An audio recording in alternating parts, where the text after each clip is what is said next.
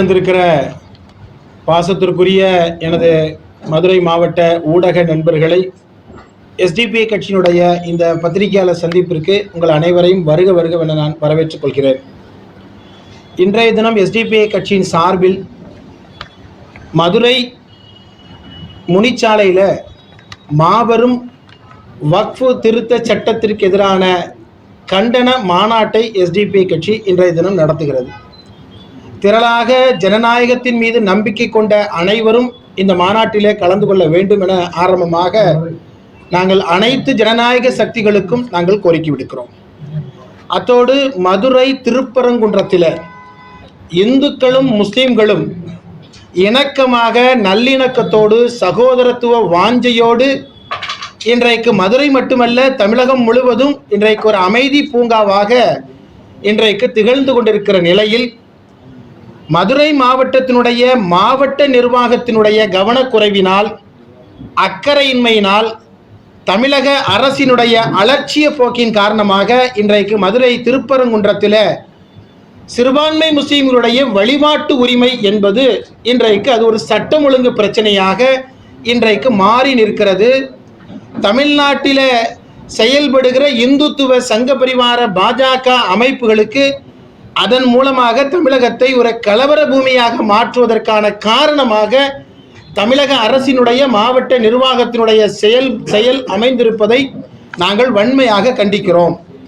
இந்த திருப்பரங்குன்றம் நிகழ்வில் ஏறத்தாழ கடந்த டிசம்பர் மாதம் 25ஆம் தேதி ராஜபாளையத்தை சார்ந்த அபு தாஹிர் என்பவர் காலங்காலமாக 600-800 ஆண்டுகளாக பின்பற்றி வருகிற ஒரு நடைமுறையின் அடிப்படையில் அங்கே இருக்கிற சிக்கந்தர் பாதுஷா அவுலியா தர்காவிற்கு சென்று நேர்த்திக்கடன் செலுத்துவதற்காக ஆடு கோழிகளுடன் சென்றிருக்கிற அந்த தருணத்தில் அவரை வழிமறித்து உள்ளூர் காவல்துறையினர், குறிப்பாக அந்த காவல் நிலையத்தை சார்ந்த ஆய்வாளர் மதுரை வீரன் என்பவர் தடுத்திருக்கிறார். உரிய நிவாரணத்தை வழங்க வேண்டிய உயர் அதிகாரிகளான மாவட்டத்தினுடைய காவல்துறை கண்காணிப்பாளர், காவல்துறை ஆணையாளர், அதுபோல மாவட்டத்தினுடைய ஆட்சித்தலைவர், அதுபோல ஆர்டிஓ ஆகியோர் இந்த பிரச்சனையை, வழிபாட்டு உரிமையை சட்டம் ஒழுங்கு பிரச்சனையாக மாற்றியிருக்கிறார்கள். சரியான முறையில் அவர்கள் அதனை கையாளாகாத காரணத்தினால் இன்றைக்கு இந்த சட்டம் ஒழுங்கு பாதிக்கப்படுகிற நிலைக்கு இன்றைக்கு இது தள்ளப்பட்டிருக்கிறது. எஸ்டிபிஐ கட்சியின் சார்பில் இந்த ஊடகவியலாளர் சந்திப்பில் நாங்கள் முன்வைக்கிற கேள்விகள் என்பது, அன்றைக்கு டிசம்பர் மாதம் 25ஆம் தேதி அதிகாலை 3 மணிக்கு ஏறத்தாழ 600 ஆண்டுகளாக பின்பற்றி வந்த அந்த தர்காவிலே ஆடு கோழி பலியிடுகிற அந்த கந்தூரி விழாவிற்கு சென்ற அபு தாஹிரை தடுப்பதற்கு உத்தரவிட்டவர்கள் யார்? அந்த காவல்துறை அதிகாரி அங்கு நின்று தடுக்கும் பொழுது ஏன் அதற்கு எதிராக எந்த நடவடிக்கையும் உயர் காவல்துறை அதிகாரிகளால், மாவட்ட ஆட்சித்தலைவரால் ஏன் எடுக்கப்படவில்லை? காவல்துறையின் அதுபோல வருவாய்த்துறையும் இணைந்து நடத்தப்பட்ட ஒரு பீஸ் மீட்டின் பொழுது ஆர்டிஓ அவர்களே, இது முஸ்லீம்களுக்கு சொந்தமானது அல்ல, இது சிவன்மலை என்று சொல்ல வேண்டிய தேவை என்ன வந்தது? அதுபோல அந்த கூட்டத்தில் ஹெச்ஆர்என்சியினுடைய இந்து சமய அறநிலையத்துறையினுடைய ஏசியாக இருப்பவர் இந்த மலையில் எங்கும் உயிர் பலி செய்வதற்கு தடை விதிக்கப்பட்டிருக்கிறது என்று சொல்லியிருக்கிறாரு. அதனை சொல்லியிருப்பதற்கு எதிராக அந்த இந்து அறநிலையத்துறையினுடைய அமைச்சர் சேகர் பாபு ஏன் அவர் மீது நடவடிக்கை எடுக்கவில்லை? ஒரு அமைச்சருடைய உத்தரவின்றி இந்த நடவடிக்கை நடந்திருந்தால் ஏன் அவருக்கு எதிராக எந்த நடவடிக்கையும் எடுக்கப்படவில்லை? அதுபோல மிக கொடூரமாக இந்த பிரச்சனையை ஒரு வன்முறையாக கையாண்டிருக்கிற பாஜகவினுடைய ராஜாவின் மீது வழக்கு பதிவு செய்யப்பட்டிருக்கிறது. ஏன் இதுவரை அவர் கைது செய்யப்படவில்லை? தமிழ்நாட்டை அமைதி பூங்காவாக காக்க வேண்டிய தமிழக அரசு இந்த விஷயத்தில் எதற்காக அமைதியாக இருக்கிறது? சிவில் வழிபாட்டு உரிமை அது சட்டம் ஒழுங்காக மாற்றப்பட்ட இந்த நிலையில அதற்கு காரணமான அதிகாரிகள் மீது ஏன் தண்டனை விதிக்கப்படவில்லை? இந்த ஒட்டுமொத்த விஷயத்தையும் கையாளுகிற தமிழக அரசு நீதிமன்றத்தில் விவாதங்களை வைக்கும் பொழுது கூட அங்கே சிறுபான்மை முஸ்லீம்களுடைய வழிபாட்டு உரிமை பாதிக்கப்படுகிறது என்று சொல்லுவதற்கு ஏன் தயங்குகிறது? ஏனென்றால் 1991 places of worship special provisions act என்கிற வழிபாட்டு தலங்களுக்கான சிறப்பு சட்டம் என்கிற சட்டம் 1991 இயற்றப்பட்டிருக்கிறது. அந்த சட்டம் கூறுவது என்ன? 1947 ஆகஸ்ட் மாதம் 15ஆம் தேதி அதுவரை இந்த நாட்டிலே செயல்படுகிற வழிபாட்டு தலங்கள் எவ்வாறு, அது ஆலயங்களாக இருக்கலாம், கோவில்களாக இருக்கலாம், பள்ளிவாசல்களாக இருக்கலாம், அதுபோல சர்ச்சுகளாக இருக்கலாம், அவை அப்படியே ஸ்டேட்டஸ் கோ இருப்பது உள்ளது உள்ளபடியே அது அங்கே பராமரிக்கப்பட வேண்டும் என்று சொல்வதற்காகத்தான் இந்த சட்டம் கொண்டு வரப்பட்டது. அந்த சட்டத்திலே விதிவிலக்கு என்பது பாபரி மஸ்ஜிதிற்கு மட்டும்தான் விதிவிலக்கு அளிக்கப்பட்டது. அதை தவிர இந்தியாவில் எந்த ஆலயத்திற்கும் எந்த விதிவிலக்கும் அங்கே அதில் கொடுக்கப்படவில்லை. உச்சநீதிமன்றம் கூட இப்பொழுது சம்பல் பள்ளிவாசலுடைய விஷயத்தில் 2 மாதத்திற்கு முன்பாக அதனை உறுதி செய்து எந்த நீதிமன்றங்களும் எந்த வழிபாட்டு தலங்களுடைய விஷயத்தையும் மீண்டும் விசாரணைக்கு எடுக்கக்கூடாது என்பதாக சொல்லியிருக்கிறது. அதை மீறி இந்த விஷயத்தில் இந்த சட்டத்தை நடைமுறைப்படுத்துவதற்கு எதற்காக தமிழக அரசு தயங்குகிறது என்கிற கேள்வியை நாங்கள் முன்வைக்கிறோம். எனவே இங்கே முஸ்லீம்கள் தரப்பிலிருந்து முன்வைக்கிற கோரிக்கை என்பது, நாங்கள் அங்கே இருக்கிற ஆலயத்திற்கு, கோவிலுக்கு யாரும் செல்லக்கூடாது, இது எங்களுக்கான மலை என்று முஸ்லீம்கள் யாரும் சொல்லலை. மாறாக கடந்த 1920 அன்றைய உச்சநீதிமன்றத்திற்கு இணையான இங்கிலாந்தினுடைய ரிவ்யூ கவுன்சில் என்ன தீர்ப்பை வழங்கியதோ, 1930 என்ன தீர்ப்பு வழங்கப்பட்டதோ, 1975, 1991, 1997, 2021 வரை இந்த வழக்கு HRNCக்கும் அதுபோல அங்கே இருக்கிற தர்காவினுடைய தரப்பிற்கும் நடத்தப்பட்ட வழக்கில் இறுதியாக இறுதி செய்யப்பட்டிருக்கிற விஷயம், கீழே இருந்து மேலே போகிற நெல்லித்தோப்பு வரையிலான பாதை என்பது இருவருக்கும் பொதுவானது. நெல்லித்தோப்பிலிருந்து தர்காவினுடைய முகப்பு வரை அது தர்கா நிர்வாகத்திற்கு சொந்தமானது. இதை தவிர இருக்கிற எல்லா இடங்களும் அது ஆலயத்திற்கு, தேவஸ்தானத்திற்கு சொந்தமானதுன்னு சொல்லியிருக்கிறது. எனவே அந்த மலை என்பது முழுவதும் சிவன் மலை என்றோ, அது தேவஸ்தானத்திற்கு சொந்தமானது என்றோ பாஜகவினர், அதுவும் குறிப்பா ராஜா அறிவாளி பரப்புவது போல இல்லை, நீதிமன்றங்கள் சொல்லியிருக்கு. எனவே நீதிமன்றங்கள் என்ன தீர்ப்பை வழங்கி இருக்கிறதோ அதை தான் இது வரைக்கும் நாங்கள் சொல்றோம். இன்றைக்கு வழிபாட்டு உரிமை இன்னைக்கு எப்படி மாறி போயிருக்குன்னு சொல்லி கேட்டா, அங்கே ஆடு கோழி பலியிடக்கூடாது என்று மாறி இருக்கு. அதுக்கப்புறம் அங்கே பிரியாணி சாப்பிடக்கூடாது என்று, அது அல்ல விஷயம். விஷயம் என்பது அங்குள்ள வழிபாட்டு உரிமை, காலம் காலமாக என்ன வழிபாட்டு உரிமை அங்கே பின்பற்றப்பட்டதோ அந்த வழிபாட்டு உரிமை பின்பற்றப்பட வேண்டும் என்பதை எஸ்டிபிஐயும் அந்த மக்களுடைய கோரிக்கையோடு நாங்களும் சேர்ந்து வைக்கிறோம். இது உச்சநீதிமன்ற, உயர் நீதிமன்ற தீர்ப்புகளுக்கு உட்பட்ட விஷயத்தை தான் நாங்கள் கோரிக்கை எழுப்புகிறோம். சிறுபான்மை மக்கள் இன்றைக்கு மிக மோசமாக பாதிக்கப்படுகிற தருணத்தில் தமிழக அரசு இந்த நடவடிக்கைக்கு உடனடியாக உத்தரவாதம் தர வேண்டிய நிலையில தமிழக அரசு இன்றைக்கு குற்றவாளியாகவும் மாறியிருக்கிறது. அதோடு சேர்ந்து நாங்கள் தமிழக அரசிற்கு முன்வைக்கிற கோரிக்கை, இந்த பிரச்சனையை சட்டம் ஒழுங்கு பிரச்சனையாக மாற்றிய அந்த காவல் ஆய்வாளர் மதுரை வீரன், RDO கண்ணன், மாவட்ட ஆட்சித்தலைவர், அதுபோல மாவட்டத்தினுடைய மதுரையினுடைய காவல் ஆணையாளர் மீது தமிழக அரசு எடுத்த நடவடிக்கை என்ன? ஏன் இன்னும் வரைக்கும் மத விரோதத்தை பரப்பிய மக்களுக்கிடையே, மதங்களுக்கிடையே பிரச்சனைகளை கிளப்பிய ராஜா ஏன் இதுவரை கைது செய்யப்படவில்லை என்கிற கேள்விகளை நம்ம முன்வைக்கிறோம். குறிப்பா ராஜா பேசும் பொழுது தர்காவை இடமாற்றி கோரிப்பாளையத்தில் வைக்கணும்னு சொல்றாரு. இதை விட ஒரு அறிவாளித்தனமான ஒரு செயல் எங்கும் இருக்குமா? இப்படி ஒவ்வொருவரும் இது மாதிரி ஒரு சட்டம் ஒழுங்கு பிரச்சனை ஏற்படுத்தி பேச தொடங்கினால் மக்களுக்கிடையே மத நல்லிணக்கம் என்பது இன்றைக்கு கேள்விக்குறியாக மாறிவிடாதா? எனவே தமிழ்நாட்டு அரசினுடைய இந்த சங் பரிவார்களை, அதிலும் குறிப்பாக ராஜாவை கைது செய்கிற அந்த விதம், அவர்களை அணுகுகிற விதமும், இந்த பிரச்சனையை அணுகிற விதமும், நீதிமன்றத்தில் இந்த பிரச்சனைக்கு தீர்வு தருகிற விதத்தில் இல்லாமல் நடக்கிற நடவடிக்கையும் பார்த்தால் ஒட்டுமொத்தமாக தமிழக அரசு இன்றைக்கு இந்த பிரச்சனைக்கு ஒரு காரணமாக மாறி இருக்கிறது. எனவே எஸ்டிபிஐ கட்சி இந்த ஊடகவியலாளர் சந்திப்பின் வாயிலாக நாங்கள் முன்வைப்பது, அங்கே அமைதி திரும்ப வேண்டும். அங்கே எந்த விதமான மத அடிப்படையில் பிளவு ஏற்படுத்துகிற யாருக்கும் அங்கே அவர்களுக்கு அனுமதி வழங்கிடக்கூடாது. அதுபோல அங்கே இருக்கிற சிறுபான்மை மக்களுடைய உரிமை, வழிபாட்டு உரிமையை பாதுகாக்க வேண்டிய பொறுப்பு உயர் நீதிமன்ற, உச்ச நீதிமன்றத்துடைய தீர்ப்பின் அடிப்படையில் தமிழக அரசிற்கு இருக்கிறது.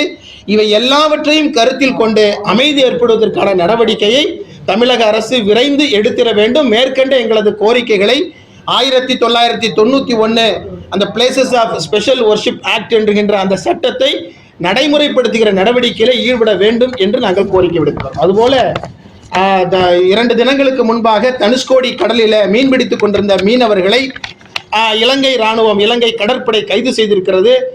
தொடர்ந்து இது மாதிரியான இலங்கை இராணுவம் இங்கே வாழுகிற தமிழ்நாட்டு மீனவர்களை கைது செய்வதும், பிடிப்பதும், மொட்டையடிப்பதும், அவர்கள் மீது ஃபைன் போடுற நடவடிக்கையெல்லாம் மிக மோசமானது.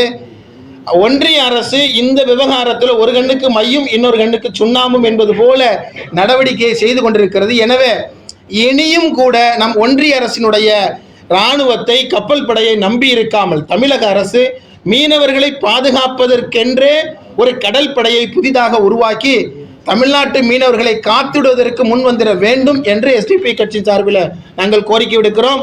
வரவிருக்கிற குளிர்கால கூட்டத்தொடரில் வக்ஃபு சட்டத்தை நிறைவேற்றுவதற்கான நடவடிக்கையை ஒன்றிய அரசு தீவிரப்படுத்தி இருக்கிறது. 40 ஜேபிசி உறுப்பினர்கள், பாராளுமன்ற கூட்டுக்குழுவில் இருந்த 40 உறுப்பினர்களில் 8 முஸ்லீம் உறுப்பினர்கள் அதை கடுமையாக எதிர்த்திருக்கிறார்கள்.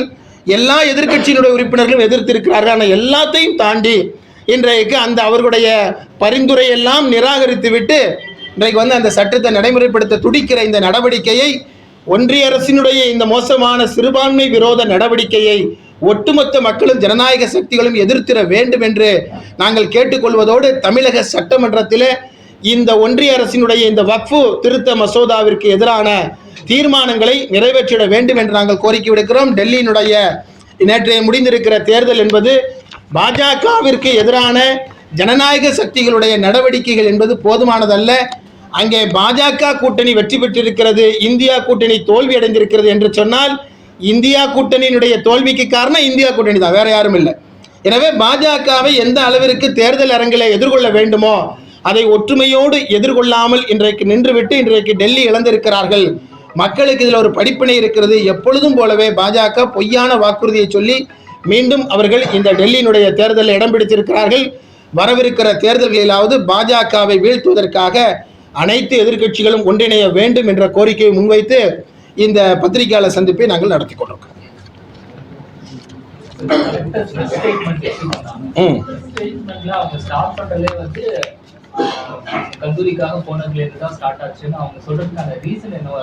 இல்லை, அதுதான் சொல்ல வரேன். அது என்னன்னா, அது இந்த பிரச்சனையை கையாளாக, அதாவது மொத்தமும் ஃபெயிலியர். இந்த விஷயத்தில் அரசினுடைய நிர்வாகம், தமிழ்நாட்டு அரசுடைய நிர்வாகம் இருந்தாலும் சரி, மாவட்ட நிர்வாகம் இருந்தாலும் ஃபெயிலியர். தங்களுடைய அந்த குறையை மறைப்பதற்கு அவங்க அங்கேருந்து பிரச்சனையை தொடங்குறாங்க. நான் கேட்குறேன், யாராவது ஒருத்தர் புகார் பண்ணியிருக்கணும்ல. அதாவது எங்களுக்கு ஆடு பள்ளியிடத்தில் எங்களுக்கு பிரச்சனை இருக்குன்னு ஒன்று தேவஸ்தான தரப்பில் புகார் பண்ணியிருக்கணும். அப்படி இல்லைன்னா வேறு ஏதாவது தரப்பிலிருந்து புகார் வந்ததா? ஒரு புகாரும் இல்லாமல் காலையில் 3:30 மணிக்கு அமைதியாக இருக்கிறதுல போய் நீங்கள் ஏன் அவங்கள கைது செய்து எதற்கு நீங்கள் தடுக்கணும்? அப்போ இந்த தடுத்து விட்டு இன்றைக்கு அதற்கு காரணமாக நாமளும் ஒருத்தர் மாறிட்டோம்னு சொன்ன உடனே அந்த பழியை இன்னைக்கு அதிமுகவின் மீது தூக்கி போடுறாங்க. அதே போல் அங்கே அந்த சொந்த சமூகமான முஸ்லீம் சமூகத்தின் மீது போட்டு இன்னைக்கு இந்த பிரச்சனையை இந்த அளவிற்கு கையாளாகாத நிலையில் இன்றைக்கு சிக்கலாக மாற்றியதில் மாவட்ட நிர்வாகத்திலே பங்கு இருக்குது. அதனால தான் நான் பேர் குறிப்பிட்டு சொல்கிறேன், இந்த அதிகாரிகள் மீது தமிழக அரசு என்ன நடவடிக்கை எடுத்தது? ஏன் ஹெச்ஆர்என்சி இதில் ஒரு பகுதியாக வரணும்? ஹெச்ஆர்என்சிக்கு என்ன பிரச்சனை? ஹெச்ஆர்என்சிக்கும் அதே போல் அந்த தர்கா கமிட்டிக்கும் நீதிமன்றங்களில், சிவில் நீதிமன்றங்கள் நடந்துட்டு இருக்கு. ஒரு சிவில் வழிபாட்டு உரிமை பிரச்சனையை போய் சட்டம் ஒழுங்கா ஏன் நீங்கள் மாற்றணும்? அதை சிவில் நிர்வாகத்துக்கு மாற்றிருக்கலாம்ல. இதில் என்னன்னே புரியல. ஏன் இந்த மாவட்ட நிர்வாகம் இப்படி ஒரு மோசமாக இதில் நடந்து கொண்டது என்று தெரியல. ஆனால் திமுக அரசு சொல்றதை பார்த்தா நாங்கள் பாஜகவை கட்டுப்படுத்துகிறோம், சங் பரிவாரில் கட்டுப்படுத்துகிறோம் சொல்லலாம். அப்படிலாம் ஒன்றுமே நடக்கிற மாதிரி தெரியல. இன்றைக்கு பாஜகவிற்கு மத அடிப்படையிலான தீனியை மறைமுகமாக போடுகிற ஒரு நடவடிக்கையாகத்தான் இந்த திமுக அரசினுடைய மதுரை மாவட்ட நிர்வாகத்தின் நடவடிக்கை பார்க்குறோம். ஒரு காத்திரமான ஒரு முடிவை எடுத்து இதுதாங்க சட்டம் ஒழுங்கு என்று சொல்லி சட்டம் ஒழுங்கை நிலைநாட்டுகிற பணியில் தமிழக அரசுக்கு முக்கிய பணி இருக்கு என்று நிரூபித்திருந்தால் எச்ராஜா பேசியிருப்பாரா? இவ்வளவு பேசினதுக்கு பின்னால் நடந்திருக்குமா? நீதிமன்றத்தில் நடந்த விவாதம் உங்களுக்குலாம் தெரியத்தானே செய்யும். அந்த 144 சம்பந்தமாக நடக்கிற 144 இம்போஸ் பண்ணது சரியா தவறா என்கிற வழக்கில் நடத்தப்பட்ட விஷயம் உங்களுக்கெல்லாம் தெரியும். நான் நீதிமன்றத்தை பற்றி நான் சொல்ல வேண்டிய அவசியம் இல்லை. அந்த நிலையில் தமிழக அரசுடைய வழக்கறிஞர்கள் எப்படி நடந்து கொண்டார்கள்? ஏன் இந்த மாதிரியான ஒரு சிறுபான்மை முஸ்லீம் சமூகத்தை அதாவது கைவிட்டு விடுகிற நிலை எதற்காக என்பதெல்லாம் நமக்கு புரியல. மொத்தத்தில் இது ஒரு பெரிய ஃபெயிலியரு. மக்களிடத்தில் ஒரு மிகப்பெரிய பிரச்சனையை உருவாக்குவதற்கு அரசே ஒரு காரணமாக மாறி இருக்கிறது என்பதாகத்தான் நாங்கள் குற்றம் சாட்ட விரும்புகிறோம்.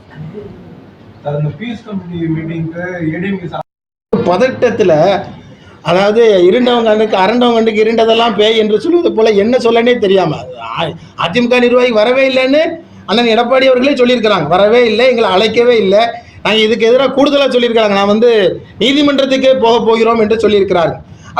அது தேவையா? அப்படியே வந்திருந்தாலும் அது தேவையா? தேவையில்லை. தேவையான விஷயம் என்ன என்று சொன்னால், நீங்கள் என்ன செய்தீர்கள் என்று கேட்டால் அவர்கள் காரணம் இவர்கள் காரணம் என்று சொல்லி திசை திருப்புகிற நடவடிக்கை தான் நடக்குதே ஒழிய, மற்றபடி இந்த அரசு வந்து உண்மையிலேயே ஒரு காத்திரமான ஒரு முடிவெடுத்தது என்பதை ஒரு சாதாரண குடிமகனாக நம்மளால உணர முடியல. எனவே அது வன்மையான கண்டனத்திற்குரியது. ஒரு மாவட்ட ஆட்சித்தலைவர் இப்படி நடந்திருக்க கூடாது, அவர் ஒரு கட்சி பிரதிநிதி மாதிரி நடந்து கொண்டாரோ என்று குற்றம் சாட்டுகிற அளவில் தான் அந்த மாவட்ட ஆட்சித்தலைவருடைய நடவடிக்கை இருக்கிறது.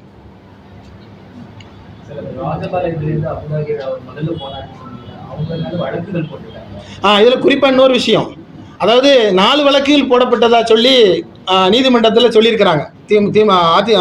அதாவது மாவட்ட நிர்வாகத்திலிருந்து சிறுபான்மை மக்களின் மீது, அதாவது சிறுபான்மை முஸ்லீம்களுடைய தரப்பின் மீது நாங்கள் வந்து வழக்கு போட்டிருக்கோம்னு சொல்றாங்க. யார் மீது என்று தெளிவாக தெரியல. ஆனா மொத்தத்தில் கமிஷனருடைய ஆபீஸ்ல இருந்தே என்ன செய்யறாங்கன்னா முஸ்லீம்களுடைய நிர்வாகத்தை வந்து மிரட்டுகிறார்கள். ஆனால் இதே மாதிரியான ஒரு நடவடிக்கை அதுவே முதல்ல தவறானது. 41 செக்ஷன் 41ல நீங்க வந்து மெமோ கொடுத்து நீங்க வந்து எல்லாருமே விசாரணைக்கு ஆஜராகணும்னு சொல்றாங்க. அந்த அளவுக்கு நடந்துக்கிறேன் அப்படின்னு இல்லை. அப்படி ஒரு சட்டம் ஒழுங்கு பிரச்சனை நடக்கல, இங்க எந்த குற்றமும் நடக்கவே இல்லை. உரிமைக்காக போராடுகிற, வழிபாட்டு உரிமைக்காக போராடுற இடத்துல இவர்கள் தன்னையும் ஒரு வாதியாக ஆக்கி கொண்டு காவல்துறை நடத்துகிற நடவடிக்கையில சிறுபான்மை மக்களை அச்சப்படுத்துறாங்க. ஆனால் அதே நேரம் அவர்கள் வந்து இன்னொரு தரப்புல வந்து பிரச்சனையை உருவாக்குகிற சங்க பரிவார சக்திகளுக்கு எதையும் கொடுக்குறாங்களா, அவர்களுக்கு அழுத்தம் தருகிறார்களா, சட்டத்தின்படி நடப்பதற்கு அவர்களிடத்தில் பேசுகிறார்களா என்றால் இல்லை என்றுதான் சொல்லணும். அதோடு சேர்ந்து இன்னொரு மதுரையை சார்ந்த பிலால் மாலிக், பன்னா இஸ்மாயில், அதுபோல போலீஸ் பக்ருதீன் என்கின்ற 3 புழல் சிறையில் வந்து அடைக்கப்பட்டிருக்கிறாங்க. ஏறத்தாழ 5-6 வருடங்களுக்கு முன்பாக 10 வருடங்களாக அவர்கள் சிறையில் அடைக்கப்பட்டிருக்கிறாங்க. அவர்களுக்கு ஒரு அடிப்படையான, அவர்களை வந்து ஒரு மாதம் 1.5 மாதத்துக்கு முன்னால ஏறத்தாழ 20 காவலர்கள், சிறை காவலர்கள், அவங்கள 2 பேரையும் வந்து 3 பேரையும் அடித்து விரல்களை எல்லாம் உடைத்து இதுவரைக்கும் அந்த குடும்பத்தினரை பார்ப்பதற்கு அனுமதிக்கவில்லை. நீதிமன்றம் சென்றால் கூட நீதிமன்றத்தில் கூட அவர்களுக்கான மருத்துவ உதவியை நாங்கள் சரியாக வழங்கிவிட்டோம் என்று சொல்லுகிறார்கள். ஆனால் மருத்துவ உதவி வழங்கலை, அவர்களை குடும்பத்தினரை பார்க்க விடலை, சரியான முறையில் அவர்களுக்கு உணவு வழங்கப்படவில்லை என்று அவர்களுடைய வழக்கறிஞர்களும் அவருடைய குடும்பத்தாரும் சொல்றாங்க. பிலால் மாலிக்குடைய வயதான தாயார் வாசல்ல போய் ஒரு நாள் ஃபுல்லா காத்து கிடந்தும் கூட கொடுக்கல.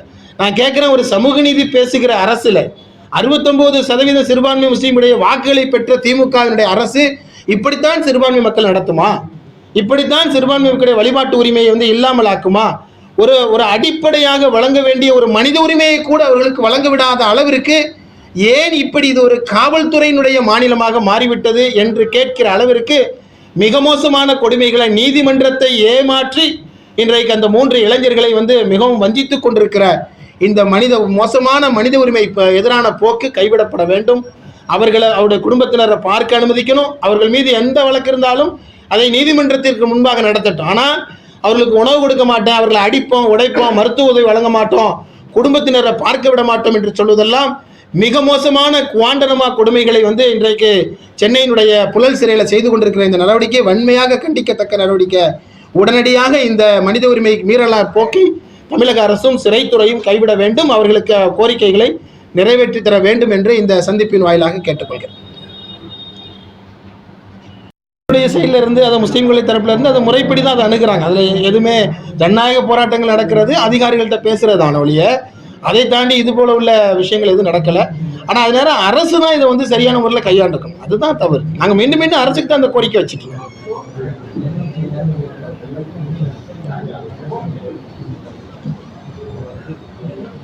நன்றி சார், நன்றி.